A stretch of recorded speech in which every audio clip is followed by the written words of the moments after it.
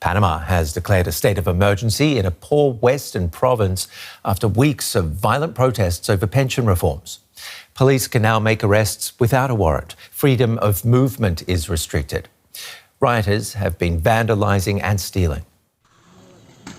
This footage posted on X shows the local airport burning. Panama's police have accused anti-government protesters of igniting and vandalizing the airport offices and looting businesses.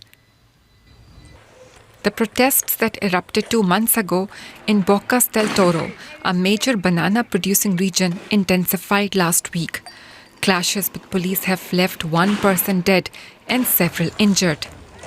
In response to the vandalism, the government has declared a state of emergency.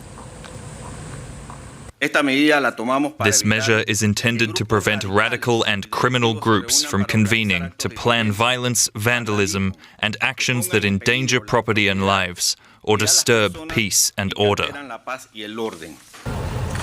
Protests across the Latin American nation erupted back in March over pension reforms. In Bocas del Toro, the unrest has been largely led by workers of the international banana company Chiquita. Last month, the confrontation escalated when the company sacked thousands of striking employees. Protesters have been setting up roadblocks in the province, often clashing with police. So far, over 50 people have been detained in connection with the protests. I asked Nivia Castrellon, Panama's former Deputy Minister of Foreign Affairs, if the tear gas and reported beatings are a proportionate response from officials. Well, we have been having a problem in the last month because of a situation that has to do with protests because of our Social Security Law 462. And despite the fact that former banana employees basically were protesting the fact that they thought that their own rights had been basically damaged with the law, there was a special law that was enacted very recently in order for them to understand that their rights would be basically guaranteed.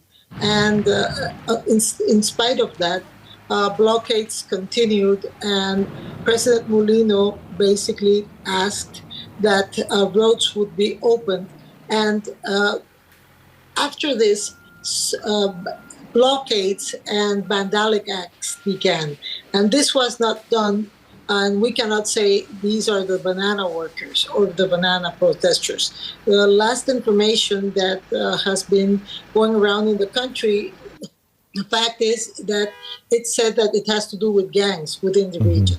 And it's an impoverished province where there is poor education, and you have different ethnic groups. And these are minorities that live in poverty. And it's always dangerous when you think about the fact that they're just in our frontier. OK, well, let's talk about those inequalities and the economic consequences here for people. I mean, how harsh are these pension reforms that could see younger people working longer and forced to make higher contributions for fewer benefits? Well, basically, the law is absolutely necessary. It had been stalled for decades, and this situation could really affect the country as a whole. And younger people, of course, they're going to have not smaller pensions, but they will have to basically have individual accounts, which is different. And it's a tendency within the world. You have seen recently European countries that have made the pension age up to 70 years old even. But in Panama, it's not like that. And the pension age was not changed, and it should be reviewed in 5 years, okay? So basically, that's very important for people to understand. But notwithstanding, we believe that part of the unrest, it has a social component, as you might understand, and also a political component. Unfortunately, it's not good when we mix both things. So overall, you say an overhaul of the reform of the pension system is desperately needed, but what else can be done to support this very poor region? I think we have to have a vision, a common vision regarding what we want for the country. Because part of the problem with Panama is that we have a very burgeoning area of the country that is Panama Colon. This area from the Pacific to the Atlantic, it is very, it's flourishing. But at the same time, when you see Bocas del Toro, it's basically in the frontier with Costa Rica, and you would need more education, more health, more living standards.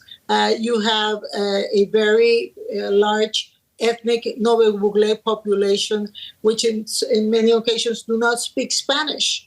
And they are learning Spanish when they're much bigger, and that they don't have many times the basic needs like water, electric system, health.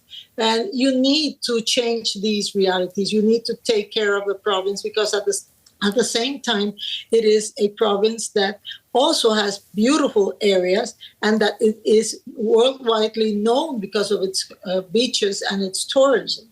So it's a mix. You cannot have this poverty with this very flourishing society that relies on tourism as well. I think you have to have a balance. Okay. Thank you very much for walking us through some of those problems and solutions.